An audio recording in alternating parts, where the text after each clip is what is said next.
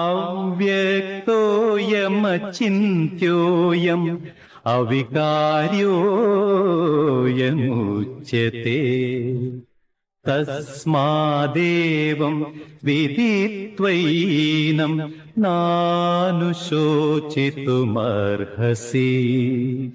ജാതസ്യ he ധ്രുവോ മൃത്യുഃ ധ്രുവം ജന്മമൃതസ്യ ച തസ്മാദപരിഹാര്യേർത്ഥേ ന ത്വം ശോചിതുമർഹസി. ആത്മാവിന്റെ അമരത്വത്തെക്കുറിച്ചാണ് ഭഗവാൻ ഈ ശ്ലോകങ്ങളിൽ പ്രതിപാദിക്കുന്നത്. ആത്മാവ് അദൃശ്യവും അചിന്തനീയവും മാറ്റമില്ലാത്തതുമാണെന്ന് പറയപ്പെടുന്നു. ഇതറിഞ്ഞ് ശരീരത്തെക്കുറിച്ച് ഓർത്ത് നിങ്ങൾ ഒരിക്കലും ദുഃഖിക്കാൻ പാടില്ല. ജനിച്ച ഒരാൾക്ക് മരണം ഉറപ്പാണ്, മരിച്ച ഒരാൾക്ക് പുനർജന്മവും അനിവാര്യമാണ്. അതിനാൽ അനിവാര്യമായ കാര്യങ്ങളെക്കുറിച്ച് നിങ്ങൾ ഒരിക്കലും വിലപിക്കാൻ പാടില്ല. ഓരോ നിമിഷവും ആളുകൾ മരിക്കുന്നു.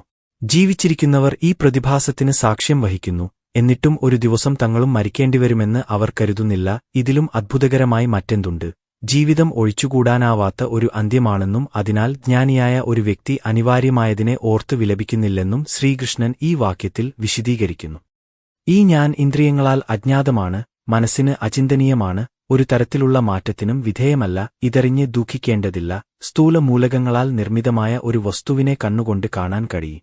ആത്മാവ് അത്തരത്തിലുള്ള ഒരു വസ്തുവല്ല, അതിനാൽ കണ്ണിന് അതിനെ കാണാൻ കഴിയില്ല. ആത്മാവ് ചിന്തയ്ക്ക് അതീതമായതിനാൽ, മനസ്സ് അതിനെ അറിയാൻ ശക്തിയില്ലാത്തതിനാൽ, മനസ്സ് അപ്രത്യക്ഷമായതിനു ശേഷം നിലനിൽക്കുന്ന ശാശ്വത ഉപഘടകമാണ് ആത്മാവ്.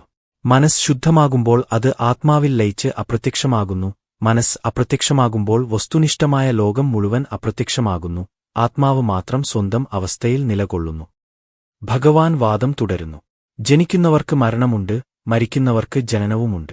ഇത് ശരീരത്തിനും എല്ലാ ഭൗതിക വസ്തുക്കൾക്കും മാറ്റമില്ലാത്ത നിയമമാണ്. മുകളിൽ പ്രസ്താവിച്ചതുപോലെ ഞാൻ ഇല്ലെങ്കിൽ ആത്മാവ് ശരീരമല്ല, ഭൗതിക ഘടകങ്ങളുടെ ഘടനയല്ല.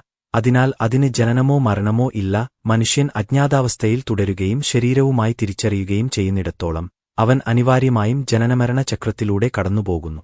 അതേ മനുഷ്യൻ സ്വത്വവുമായുള്ള തന്റെ സ്വത്വം തിരിച്ചറിയുമ്പോൾ അവനുവേണ്ടി ജനനമരണ ഘോഷയാത്ര നിലയ്ക്കുന്നു. സത്യം അറിയാനും എല്ലാ ദുഃഖങ്ങളെയും വ്യാമോഹങ്ങളെയും മറികടക്കാനും ഭഗവാൻ കൃഷ്ണൻ അർജുനനെ ഉദ്ബോധിപ്പിക്കുന്നു.